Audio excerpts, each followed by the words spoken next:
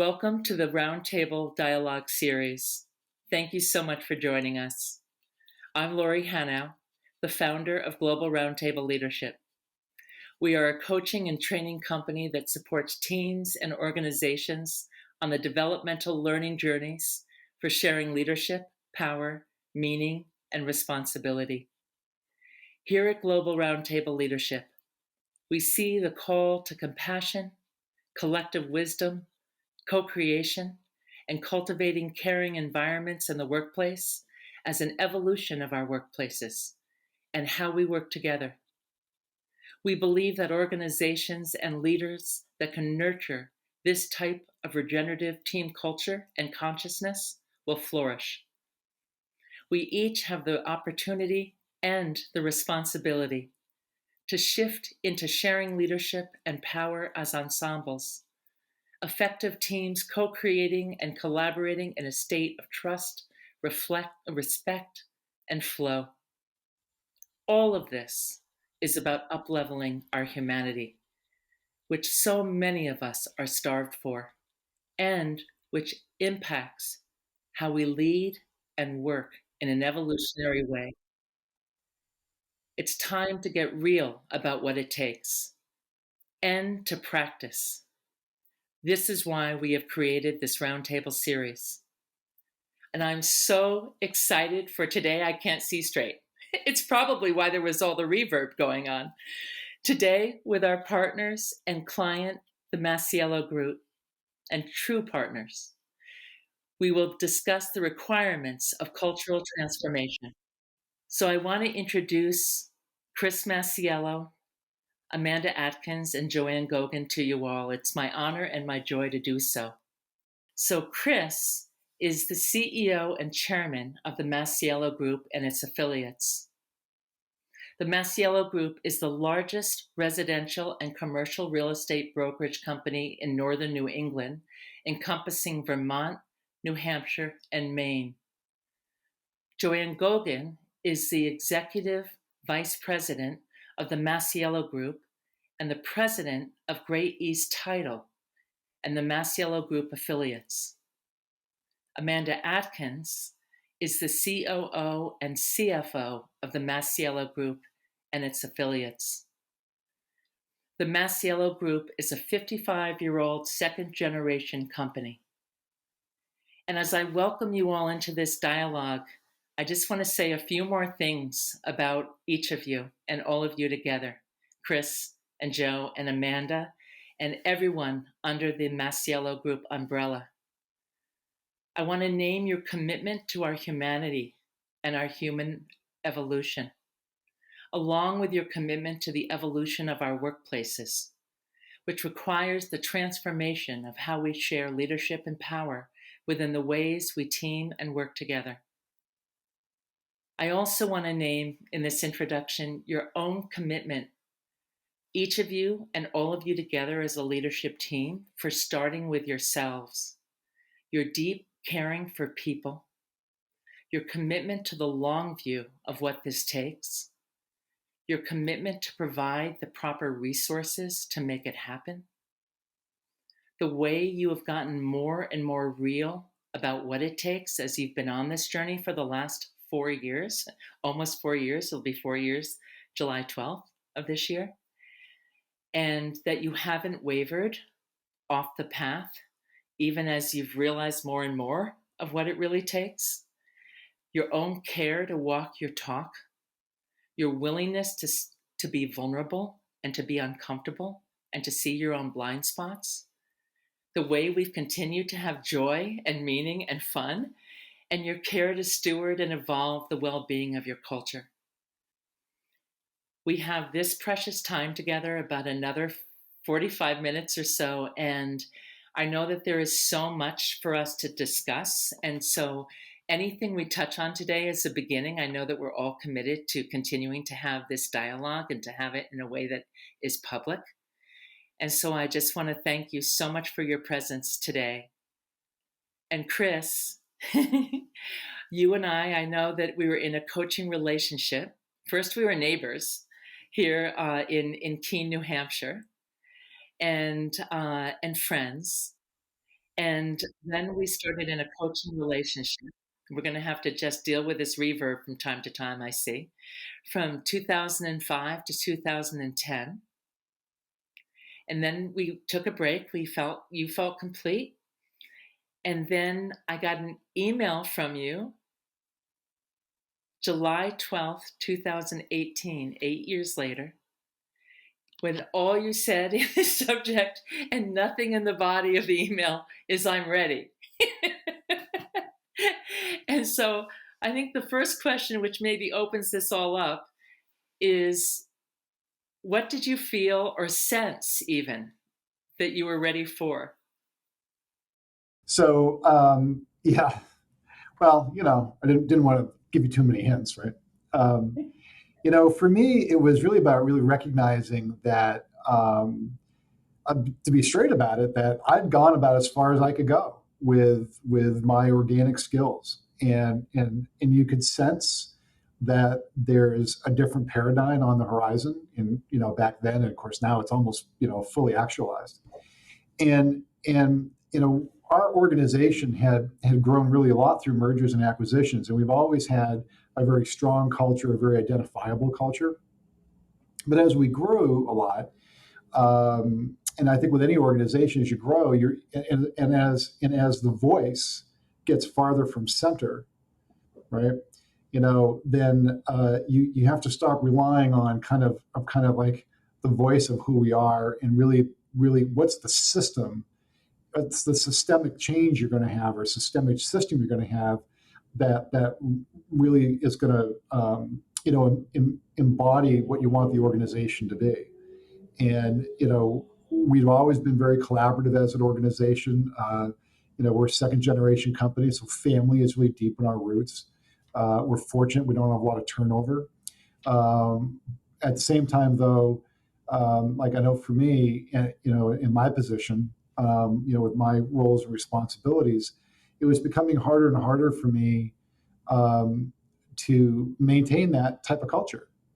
And so what was the next step to get there? And it was really about collaborating and co-creating, with you and your team, because we didn't really have those types of skills. Like, we have the desire, and we have um, the internal makeup for it, but like the reason why we have coaching, right? We didn't have the skills to do it. So and we first started small. First, Lori spent some time with me, kind of buffing me up a little bit, and then we spent some time with our home office leadership team. I'll talk about that in just a second.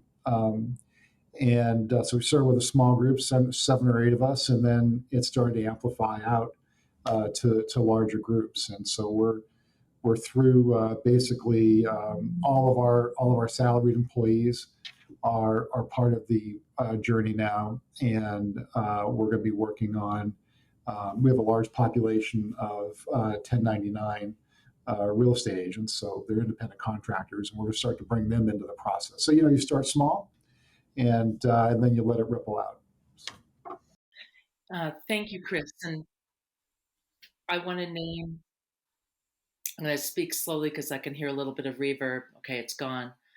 That and then I know we'll bring in Joe and Amanda into the mix, and then we'll just dance with where we all go here. But I just want to name now the magnitude of what you've committed to, and what you're in a little bit more specifically. So we were 2 years. And Chris, it was your brilliant suggestion that first, when you and I were working together one on one, and then you had me meet what at the time was called the executive leadership team. I know, again, like, you have evolved and changed your language, which I know we'll talk about in this dialogue, um, and even your titles. But you thought it would be good if I coached each one of the leadership team for just a little while. I think that was about 6 months, just to really get to know each other and get comfortable in this kind of paradigm change thinking, and this consciousness, and with each other, and start to build relationship, because all of this, right, is about the quality of our relationships. And I just thought that was so wise of you. And then from there, the group made the commitment to take the shared leadership journey. And we started with a retreat and ended up being 2 years together as a small group within that journey. And again, what we imagined was maybe going to be 6 months to a year, but you stayed open to the emergence of what was really needed, and you all stayed in it. And then from there, we shifted to co-designing, co-creating a learning journey for all 84 employees across 3 states and 37 real estate offices, never mind also title and the home office and the school. And then now, as you named, Chris, the commitment to roll this out. We're going to do a few months. We were in cross-functional teams, so the whole system met each other, and this was all virtual through Zoom for 2 years, and then the 17-week learning journey for the 84 people through Zoom, and then now we're rolling it out into the building the muscles of the day-to-day teaming, and then with the sales agents. And so I want to open up to you, Joe, and you, Amanda, bring you in. And I know Chris has so much more to say, and I'll step back now, well back. But what do you want to say, Joe and Amanda? Where do you want to come in with your personal stories? I know that always impacts the interpersonal and the systems change stories too. Who wants to step in? I'll step in with a thank you, right? It has been remarkable. And it's that commitment, Lori, that you referenced. We gathered, we had to make that commitment. And we were, I'll speak for myself. It was really a commitment to myself, right? There was such deep learning, and we all went through our own journey as we began learning more about the principles of shared leadership. And so, that commitment and reflection on who we truly were. And I will tell you that, and many of my colleagues know this, I grew up in business, effective sales leader, directing, authoritative, working with people for decades, but not really knowing them. Not just needed to know where they were, what they were doing, and not really allowing myself as a caring human to be the person I truly was at work. It was, right, the mindset, you leave that, you check that at the door. When you come in, it is about, the results, right? The people, right? And so it was okay, in this environment where, yes, you treat people differently, but you treated them differently based on what they produced for the company, not differently because of who they are. And that commitment to myself, to step back, to reflect, and to be brave and vulnerable and say it's okay for me to be me, and for everyone to be themselves. And let's start with humanity, right? Let's start by caring about the people that we work with, caring about our customers, and celebrating who we are. And that was the start. And it's been amazing. And I am fortunate. Chris mentioned turnover. We don't have a lot of turnover. I work with people today that truly see me. And for a decade, they got something else because that was what was expected, right? That's hierarchy. And it's been a wonderful journey, and the impact has been so profound, not only on myself, but also I can see the impact it's made on people I work with. Thank you, Joe. And I know that you yourself talk about the power of breaking down the hierarchy, like the commitment to think in more circular and spiral ways, and to break down the hierarchy. And I know we may touch on that. I forgot to name earlier, so I want to name it here to anyone who's watching or listening, that we do want to have a very much a Q&A in this. And so we will be pausing in about 20 more minutes to see if there are any questions that any of you have, in a way that we can center ourselves around to be of service to you, and how you want to think about how you may get started on a journey like this, or any other questions that you have about how to be practicing and stewarding this consciousness. And Joe, I know you spoke to how amazing it's been. And Amanda, I want to turn to you and have you join us here with your voice and presence. Thank you so much for the way your presence imbues everything, whether you're speaking or not. And but pleased to bring your voice in with us. And I know that you often are talking about what it takes and what is taken from you and what you've seen is taken from others. And so please come on in with anything that you want to either riff off of, or what you want to say about your journey and your experience with all this. Sure. Thank you, Lori. Excuse me. I will say it is a personal commitment first, right? We all had to commit ourselves to this work, and it is work, and it can be hard work. It takes a commitment to being honest with yourself and with others that you work with, which isn't always easy, right? Not just telling somebody what they want to hear, but being honest, bringing the truth. And it takes bravery and a lot of practice. We practice every single day, right? And it's a commitment to ourselves, so to me first, and then to everyone that we're in this with.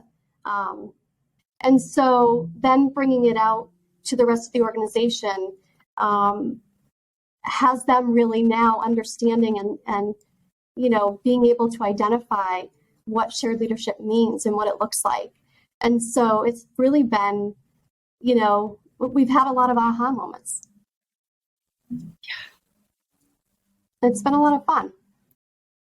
Seeing each other for who we really are, I think, is really important. Not, as Joanne mentioned, not dropping who you are at the door and walking in like, hey, I'm somebody different when I cross this threshold, right? We're not. So building that people-centered culture, right? Bringing the humanity back into the workplace, so important.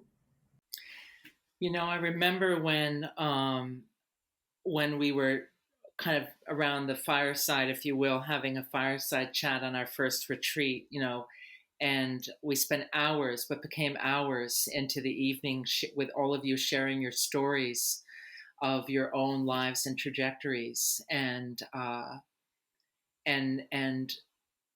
how surprised we all were that each of you are kind of organically named having trauma in the workplace, that each of you in your own ways had experienced different forms of trauma, and that the Masiello group, it felt like a safer place where you could really grow and transform in a way of holism that felt different from where you'd worked in the past. And this is, Chris, I know the culture that you spoke to that you already had in place. And I know there's been a lot of discussion between everyone within the Masiello group about what that hierarchy can do to silo us and separate us and fracture us off. And yet I'd love one of you to speak to the fact that, like, if we are kind of breaking down hierarchy, there can be a lot of assumptions to then what is it? And so does one of you want to take this and how it's impacted how you're evolving your culture at the Masiello group? Yeah, I'll jump in, and Lori, and then Amanda and Joanne, please join me. You have to poke fun at yourself a little bit, okay? And so, I think in traditional terms, we would like look at being collaborative by sending like meeting attendees for an upcoming meeting. Well, what would you like to talk about? Okay. Well, right. And we used to do that. We used to thought, well, we were pretty collaborative, right? We asked everybody what they wanted to talk about. But the problem with it is you didn't have enough of a foundation for people to truly say, hey, I like to talk about this. I know it's a little sticky, but this is what we want to talk about. And so, you would get you would get some good topics, but a lot of times you would get topics that would be like, either benign or people would try to anticipate, hey, well, what does the boss want to talk about? And so, it's funny how you look back on things, and you kind of laugh a little bit, right? Well, that was really pretty juvenile. And but it's all, of course, all part of our learning journey. And one of the things, I guess, two things that really stick out with me, one experiential is, so when we first started this journey, our department heads back at the home office, we referred to ourselves as the senior leadership team. And there was no real document or anything that said that, but we referred to ourselves that way in meeting appointments and in a group email address. And of course, in today's day and age, that's enough, right? That's a moniker. And over time, we got like increasingly uncomfortable about senior leadership team, right? And because really what we're trying to do is break down hierarchy. It doesn't mean anarchy, okay? And it doesn't mean we're all doing committee work, because we all have roles and responsibilities. But break down hierarchy so that we're working with each other at a relational level, and that not necessarily, as Lori would say, at a positional level. Okay, but here we are doing this work, and like we're into it. We're into it up to our waist, right? And we're calling ourselves a senior leadership team. All of a sudden, one day, we all looked at each other. We're like, "Oh my God, we got to change that. It doesn't even fit anymore." And so it morphed into a support team, because that's what we do, right? We support each other. And I think, just experientially, that was, a poignant moment. There's some humor to it, but it was, poignant. And I think the other thing too, and then I'll step back, is that, like Joanne said, we're human beings first. We're employees or coworkers, wherever you are, second. So the reality of it is, as we've described this to people, this is not work training, if you want to call it training. Okay, this is life skill building, because you can use this skill anywhere. And the reality of it is, I think it was Plato that said, no matter where you go, there you are. So you want, our job really is to build an environment that people can thrive in, that people can contribute to, so that when they go home, they feel good. And when they come here, they feel good, right? And so, that's one of the things that's always stuck with me, that we're people first. And I think Joanne said it really well. Yeah. And I know how many people have mentioned applying these new, like this new consciousness, these skills, these ways of being at home with their families, like in their volunteerism in the community. Joe, with the shifting that's gone on within the whole leadership team, and how your role is evolving, I know that we call it the untying of the knots, right? Like where you're discovering as you continue to encourage the equality of everyone, first and foremost.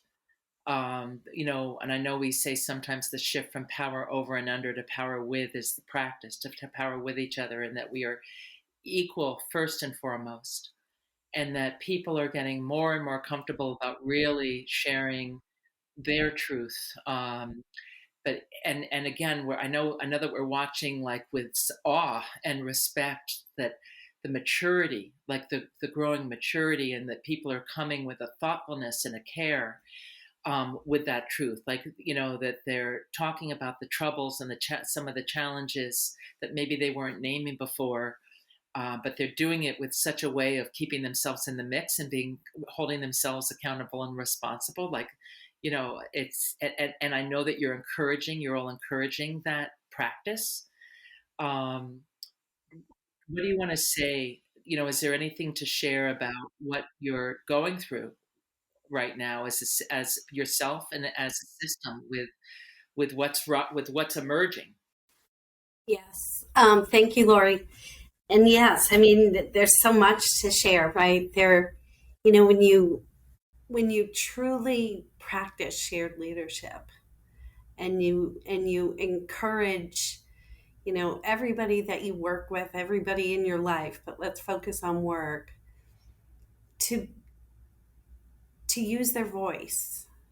It's amazing. And it starts with, building relationships and building trust, and it's encompassed by listening and not sharing an answer or sharing your insight, but truly just listen.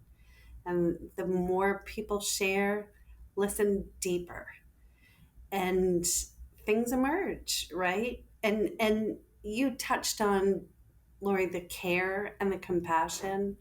We are so fortunate to work with such an amazing group of people that truly care and are compassionate. And so the training and the skills that we've all been working on developing have really led us to some places throughout the system where we had tangles, in process with people, with, you name it, just tangles. And and the more people share, the more, some days are, wow, well, that was a lesson I just learned. um, but what's different is I can tell you that the difference is you're not alone in untangling. The person that shares their insight, or the team, or anyone involved, is committed to participating in untangling things. And that's the magic. I mean, yes, and it takes, Amanda mentioned work. It takes work. And it's trust too, right? Like Yes. we talk, like when you talk about for people to be able to speak their truth, right? Like it takes trust.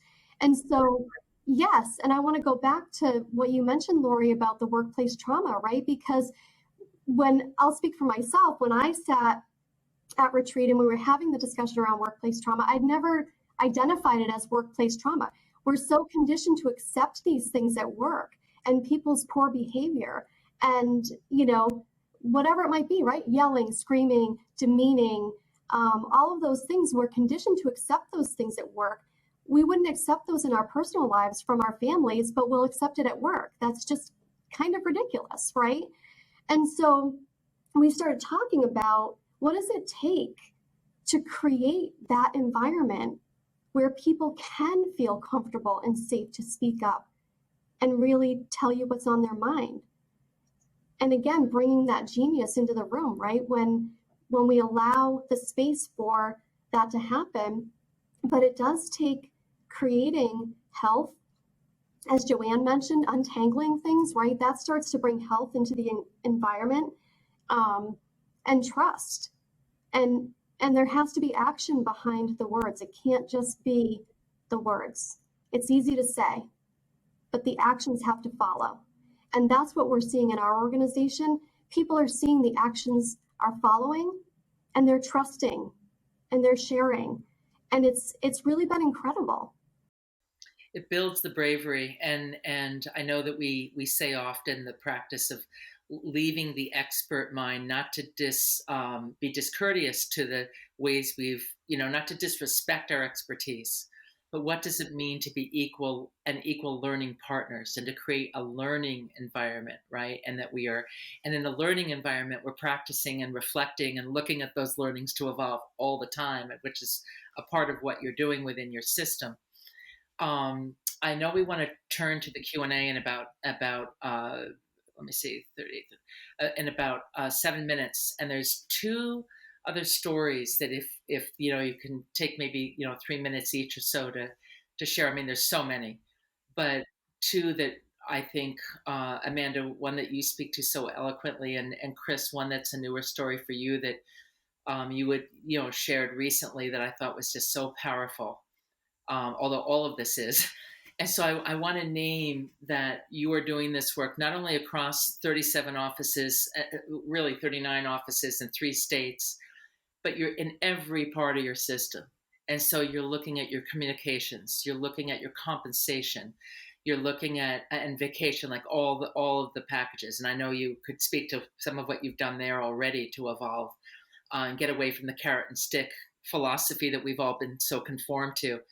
But and your recruiters, you're working with your recruiters to develop them in shared leadership, and how you onboard and how you offboard, and like just every part of your system you're working on, and you're working on in smaller subgroups of, inviting the whole system to be involved. And so I don't know whether it's the story of Kara coming on or the story of Christine, and what you saw there, Amanda, when you actually trusted the genius of the group with your not knowing what to do. But I thought, like, one of those stories of either you and you, Joe, fanning out, like, at first not remembering and then remembering to include others with Kara, but one of those two stories. And then Chris, I wonder about the summit, if we can get it in. We'll see what questions we have, and it may fit. But like who you were at one summit, and then So I'll step back to see what you choose to share and all that I just offered. I love the story about Kara, Joe. If you wanna start there. Sure. So Kara, who's joined us as our Vice President of Marketing recently within the last month, Amanda and I, said to Chris, we'll take the role of interviewing the candidates for the position, and there were many, and had spoken with you, Lori, and Tristan, our colleague at GRTL, about the process. And Tristan said, you really should have a cross-functional panel. And at this time, both Chris and Amanda were out of the office, and we were eager to get moving here. And Tristan said, no, it should be cross-functional, and it could have as many people as are interested. So I said, okay, they're out. I'm going to send a company-wide invitation to participate in the panel to interview what were our two final candidates. And so, Amanda, do you want to talk about like how this all came to be and the feedback we got? Well, I'll step in and say, Joanne and I were on a Zoom call when she was telling me this, and before she shared about, fanning it out to the entire organization, I was like, well, we should probably limit the number of people we have, and we both, and she goes, well, I said that to Tristan, and he was like, why would you limit it? And I was like, okay, fair enough. So I remember, Joanne's typing up the invitation, and she's like, okay, it's said, but it I'll let you finish the story, Joe, but we were both kind of like, on pins and needles, like, okay, we'll see how this is going to go. You have to trust, right? The right thing to come in. You have to trust, for sure. And then, knowing that we really wanted to get on with this process, I thought, okay, we could be facilitating a panel of 60, 84, who knows? This could be interesting. And fascinating how the system speaks back, right? To a T. We had geographic coverage, we had coverage from every role, responsibility, people that I didn't, I was so pleased with who stepped in. We had truly a cross-functional group ranging from, someone in the title company to our general counsel for the company, sales directors, business support. Is beautiful. And they interviewed the candidates, each candidate. We also put together a panel within the marketing team so they could have their own time with the candidates as well. And then Amanda and I facilitated feedback sessions with the group. And that was where the magic really happened, because the magic was in that the panel had the same feedback as the marketing team and had similar feedback to how we had felt about the candidates. It's really interesting because when we led the feedback panel, everyone spoke freely, and they were very thoughtful, right? And they took care when they were interviewing, and they brought back things that we didn't necessarily see, Joanne and I, in our first interviews with people, and seeing things from their perspective. It was really, really interesting. And we did end up, with with a lot of similarities, but it was interesting to hear the different levels of feedback and what people thought. And again, from the marketing team and then from the cross-sectional group, it was a really great discussion, and it was good to have all of that input. Right. And wasn't there, like, it ended up like not 80 something or not 60 something, but around 12 people? Like that's part of the genius of trusting the system, right? And when we really trust, like, you would have worked with, of course, whoever came forward, but all of the company knew they were invited. And so even how that's going to support Kara's success in coming into the company, by people knowing that they were invited to participate in choosing who the final candidate was, will support relationally. That goes to hosting, which is another topic for another time, but it's a huge topic of how to think of that you're building a hosting culture with all of you, and that you hosted so well the people in the inclusion of the employees, and then Kara in coming in and I believe increasing her success rate by the way you built inclusion in the system. And so I know we're just at time for questions. I don't see that there is a question in chat, and so if I'm right about that, and Julie, I know you'll step in and let me know. We've got Sebastian and Julie from Global Roundtable Leadership supporting us here, so I want to acknowledge them too in our ensemble here. And I know you'll let me know if I'm missing something. But as long as we don't have another question, Chris, I'm wondering whether your share about the summit. It's yet another powerful story. Yeah, thank you, Lori. So I'll go pre-pandemic.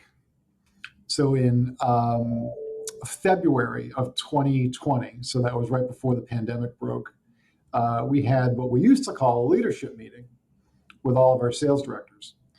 And again, in our highly evolved way of soliciting, feedback, we sent out an email prior to the meeting, what would you guys like to talk about?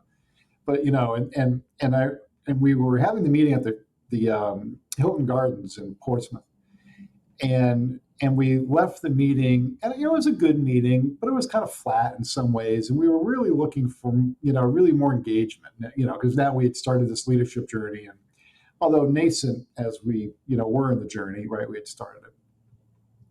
And so we left the meeting saying, oh, I wish this was more interactive. Like, how do we get more information out of everybody? How do we get the genius in the room to come out? Okay, so now we have a pandemic.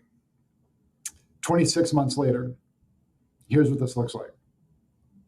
We don't have a leadership meeting.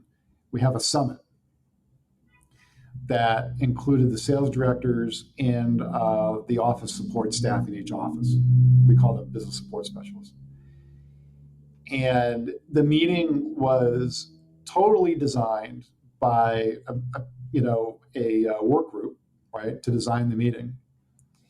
And as opposed to a few of us would design the meetings, dominate, and be straight about it, more dominated by a smaller number of us, me included. And so fast forward 26 months later, it's almost, this is one of these things where you want to say, well, thank you to the pandemic, right? Because we incubated through the pandemic, right? We learned these skills. And we go to this meeting, which was a leadership meeting. Now it's a summit, all designed by a cross-functional group of people of different roles and responsibilities. And prior to the summit, I got a call from one of the meeting designers, and she said, "Well, look, here's the I'm paraphrasing. Here's the agenda. Here's where you are, and we'd like you.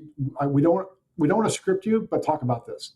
I'm like, "Okay, it sounds like script to me, but okay, that's what you want to do." And what's that? A theme, not a script. Yeah, it was funny. We had a good time laughing about it, because it was kind of funny, right? And and it was about the market and the economy and all that. And but here's what was really interesting about it for me personally. And I've spoken all over the place, right?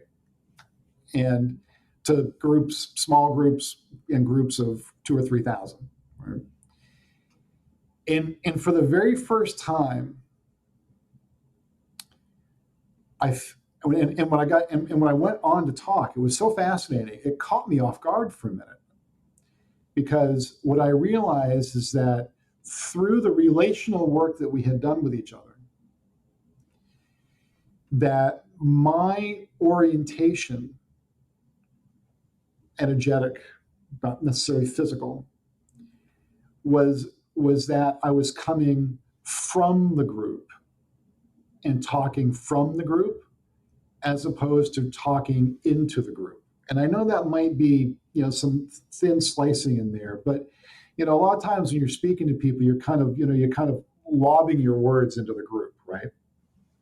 But it was different because this was a holistically designed meeting, okay? And I had a part to play. I was part of the play, okay? And it was about talking from myself into the group, right? In talking into the group, okay, as a part of it, right? As opposed to, again, being the sponsor of the meeting, so to speak, and then kind of lobbing words into it. So I hope I'm able to articulate that. Oh, you're with everyone. You with everybody. Of them. Yeah. Speaking down or out, Yeah. from a place of out to them or not. Yeah, I mean, nobody. Yeah, I mean, to your point about speaking down, right? Nobody. Well, I shouldn't say that. Most thoughtful people don't speak down, right? But when there's a difference of speaking into a group and then speaking as if you're from within. It's entirely different.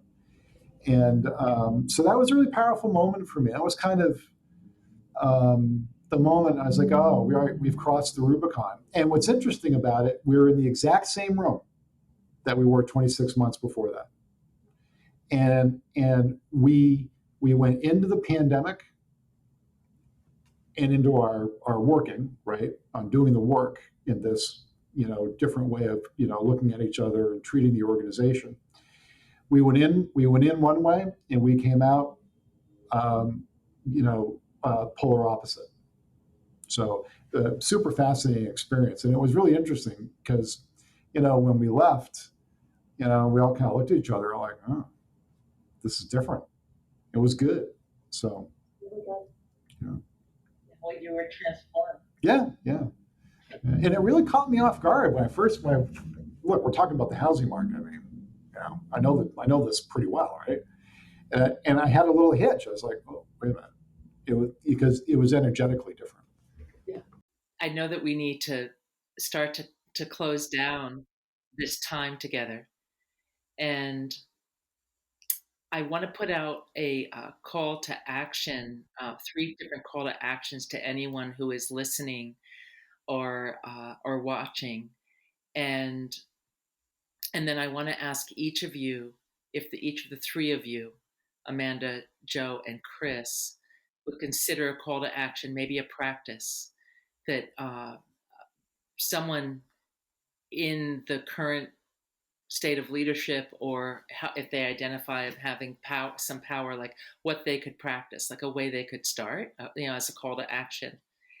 And so the first call to action from me here is, if you are inspired to do so, um, to follow the Global Roundtable Leadership page on LinkedIn, so you can stay in touch with us and the Roundtable Dialogue series. And then the second is to sign up for our email newsletter, and there'll be a link in chat. So please look for the link to that in chat to sign up for our emails on how to share leadership and power. And the third is to practice. And I'll offer a practice of uh, making space for each other and being curious, not convicted. So we come from our convictions all the time. What does it mean to, again, shift the expert and be curious and open to listening and asking questions? Like, what does it mean to really be curious when you're working with others? And just one other thing, I see a comment here from Michelle Ridley, who's a broker and realtor within the Masiello group. And Amanda, hello, Michelle. First of all, um, thank you for being here with us. And in the beginning, you mentioned some aha moments. How do you think the shared leadership journey helped you define them and handle them differently? So maybe that's what you can offer. And then Chris and Joe can offer a practice. We have 5 more minutes. And so please respond to Michelle. Thank you, Michelle. I'll say, actually, Lori, you hit it right on the head when you were just speaking. Really being equal learning partners and not leading as experts. That was one of the practices for me that led to some real big aha moments. I shared the story of Christine Callahan's hiring on the VBSR platform, and that was a real leading as equal learning partners and not as an expert moment for me. And it truly is incredible. As leaders, we always feel like we have to have all the answers, and that's a lot of pressure on one person, right? And so being able to step back and trust the group and say, I don't have it, like, help me. What can we do here to get to a great result together? Has really helped me to come into those aha moments. So thank you, Michelle, for the question. And I want to name that VBSR stands for the Vermont Businesses for Social Responsibility, and we had the privilege of presenting there back in early May. And then Chris, I'm going to turn to you next, and then Joe, I'd like you to close us out. Chris, I want to name your position also as a white male in our current dominant paradigm for leadership and the workplace. But also, again, I know that we all of us here fan out working anywhere, whether it's collective impact work, nonprofit, for-profit, education, politics, like, whatever it is, where we team together and have hierarchy in that teaming, and in our structures. What is a practice or what do you want to say to other men that are holding the CEO or chairman or founding leadership position? What's a practice that you care to speak to for other men? Thank you. I think that as a leader, our job, we were all brought up, right, as being more directive leaders, decisive leaders, right? Leadership was about action, right? And of course, at some level, it's about action at some level. But it's really more about hosting, right? We want to host an environment for people to succeed. We don't want to direct an environment for people to succeed. And there's a difference in there. And I think getting away from, how we were, all brought up, right? We were, brought up, if, especially if you're in athletics and things like that, that it was, charge ahead. And it doesn't mean that you don't. It doesn't mean that you're not, aggressive at times or you're ambitious. It has nothing to do with that. But it has to do, how do you host an environment that is inclusive and that gives people the opportunity to succeed and really feel good about themselves, as opposed to having a directive based environment, right? And by its nature, directive is also reductive, and really people aren't participating at their full strength. They're not participating at their full capacity. So that would be my advice. Thank you, Chris. And Joe, I call you Queen Joe, but I mean Queen in the spiritual sense of that archetype. I just all of you. I'm in awe of your humility and the responsibility you take, and what is a practice that you would offer, or that you are offering. I will offer two. I think the practice of making space for others, really operating in the realm of observation, and then in concert with that, making time for reflection daily, personal, professional. It's amazing the sight and the lens that you'll have to yourself and those you work with. Thank you all so much. And Amanda and Joe and Chris, thank you. Thank you for all that you do and all that you are, and for the depth of your and quality of your commitment. And I want to thank everyone who is here with us today, and everyone that may be watching this or listening to this in the near future. Please get in touch with any of us anytime. You can find us through LinkedIn. And I want to also thank Julie and Sebastian and LinkedIn itself for offering this platform. Our very best to you.